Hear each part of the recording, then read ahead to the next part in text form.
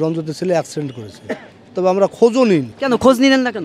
Time কোথায়, আমরা time পাইনি তো। কিন্তু ডেথ হয়ে গিয়েছে, তারপরে খোঁজ নিলেন না? খোঁজ নিব, থানা আসতো। আপনারা দেখছেন রিপোর্টার প্রেস। গতকালকে যে এক মর্মান্তিক দুর্ঘটনা ঘটে যায় এক অল্প বয়সের তরুণের, আমরা সেই পরিবারের সদস্যগণের সামনে হাজির হয়ে বাবা যিনি রয়েছেন আমরা জানবো কিভাবে দুর্ঘটনা ঘটলো, কোথায় দুর্ঘটনাটা ঘটেছিল। কেচুয়াডাঙ্গা বাজারে। কেচুয়াডাঙ্গা বাজারে কখন বেরিয়েছিল বাড়ি থেকে? বাড়ি থেকে কখন বেরিয়েছিল আমি কিছুই জানি না। আমি পটলের জমিতে ছিলাম, আমি এসে বাড়িতে বসে আছি, তারপরে শুনলাম ওর মা ফোন করে বলে যে ছেলে আর নাই, তাড়াতাড়ি তুমি বাজারে। এই পর্যন্তই আমি জানি।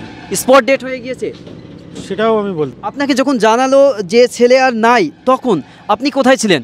আমি তখন বাড়িতেই ছিলাম। বাড়িতেই ছিলেন? মা কি বাইরে ছিল? মা হচ্ছে ওর বাবার বাড়িতে ছিল, মানে আমার শাশুড়ি মা মারা গেছে তো। আচ্ছা, সেজন্য ওখানে ও আছে, ওখানে আমরা দুজনাই থাকি, আর ছেলে বাড়িতেই থাকে। ছেলে আলাদা থাকে, আপনারা আলাদা থাকেন এইরকম? আলাদা মানে আমি ছেলের সঙ্গে রাত্রি থাকি, আর সারাদিন পাশাপাশি, মানে এই পাড়া ও পাড়া তো, সেজন্য আমি সারাদিন ওখানে থাকি, আর রাত্রিরে ছেলের সঙ্গে আমি বাড়িতেই থাকি। দিনে সকালবেলায় আমার সঙ্গে উঠলো, আমি ডেকে তুললাম, আমি মাছটা কিনে দিলাম, ও মাকে দিতে গেল, দিয়ে আসার পরে তারপরে আমি মাঠে আসলাম। আমার পটলের জমি আছে, পটলের জমিতে মানে কনটাকে ভাগে করি, ওই জমিতে হনুমান থাকে, ওই হনুমান তাড়ছিলাম। দিয়ে তারপরে ওর মা ফোন করলো, বলে যে রান্না হয়ে গেছে, ছেলেকে নিয়ে আসলাম। বাড়িতে এসে দেখলাম চান টান করে ছেলে বেরিয়ে গেছে। তখন বেলা 2:10-15 হবে। বেরিয়ে যাওয়ার আগে আপনার সঙ্গে লাস্ট কি কথা হয়েছিল? না, ছেলের সঙ্গে আমার কোনো কথা হয়নি? মায়ের সঙ্গে কি কথা হয়েছিল? মাও ফোন করেনি, ওর মা আমাকে ফোন করেছিল, দিয়ে বললো যে তুমি ছেলেকে ফোন করে নিয়ে আসো। আমি বললাম তুমি করো। বললো আমি করবো না, তুমি করি, ছেলেকে নিয়ে আসো, আমার রান্না হয়ে গেছে, এসে খেয়ে যাবে। দিয়ে ছেলে ওই খেতেই বেড়াচ্ছিল ওর মার কাছে, মানে খেতে যাচ্ছিলো। এবার খেতে যাওয়ার পথে যে এবার কী হয়েছে না হয়েছে, এই তো ওর মা এই কথা বললে, এই পর্যন্তই আমি জানি। কারোর সঙ্গে কি ধাক্কা লেগে অ্যাক্সিডেন্ট হয়েছে? তাও বলতে পারবো না। একা একা হয়েছে এরকম মনে হচ্ছে? আমি কিছুই বলতে পারবো না, লোক মুখে যা শুনছি তাই। লোক মুখে শুনেছেন? তো ওরা তুলে নিয়ে আসলো, কেউ তো মানে সঠিকটা কেউ বলছে না।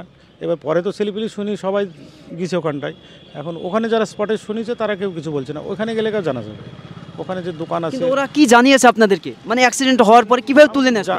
আমি ওখানে আমি যেতেও পারিনি, আমার ছেলে এইভাবে পড়ে আছে, আমি যে ওদের কাছে যাব, ওদের সঙ্গে কিছু আলোচনা করব, এরকমটা এখনও হয়নি। আমি ছেলে নিয়েই ব্যস্ত। আমরা বাবার সঙ্গে কথা বললাম, এবং বাবার বন্ধু আছে, কারা তুলে নিয়ে এসেছিল? প্রতিবেশী গ্রামের লোকরাই সব বাচ্চারা তুলে নিয়ে এসেছিল, মানে স্থানীয় যারা ছিল? স্থানীয়। কিন্তু তারা কি জানাচ্ছে, যখন তুললো তখন কি অবস্থায় ছিল? যখন তুললো তখন আমরা গ্রামে ছিলাম, ওরা বাজার লগ্ন জায়গাটা, ওখান থেকে ফোন আসলো যে এরকম রঞ্জিতের ছেলে অ্যাক্সিডেন্ট করেছে। এসে দেখছি হসপিটালে চলে এসেছে, তা আমরা সোজা হসপিটালে এসেছি। ওখানে কি হয়েছে না হয়েছে সেটা আমরা ঠিক বলতে পারছি। কিন্তু কোনো গাড়ির সঙ্গে কি ধাক্কা লেগেছে এরকম বলছে? এটা রিপোর্ট পাইনি, তবে আমরা খোঁজও নিন। কেন খোঁজ নিলেন না কেন? টাইম কোথায়, আমরা টাইম পাইনি তো। কিন্তু ডেথ হয়ে গিয়েছে, তারপরে খোঁজ নিলেন না? খোঁজ নিব, থানা আসতো, থানা আছে, পুলিশ আছে, তারা খোঁজ নিচ্ছে, আমরা তো ঠিক বলতে পারছি। প্রশাসন থেকে কি সহায়তা দিয়েছে? প্রশাসন যতটুকু করার ততটুকু করেছে। দুর্ঘটনা হয়ে ডেথ হয়ে গিয়েছে, তার বয়স 19 বছর, রাজেশ হালদার। আপনার ঠিকানাটা বলবেন? কেচুয়াডাঙ্গা দত্তপাড়া, আর আমাদের মরুটিয়া। এখানে করিমপুর হসপিটালে নিয়ে এসছে, করিমপুর হসপিটাল থেকে এখানে ঢুকেছে আর কি। তথ্যগুলো তুলে ধর। করিমপুর থানা থেকে এক মর্মান্তিক দুর্ঘটনা ঘটে। দুপুরের খাবারের জন্য বেরিয়েছে, কিন্তু আর সেই খাবার আর খাওয়া হলো না।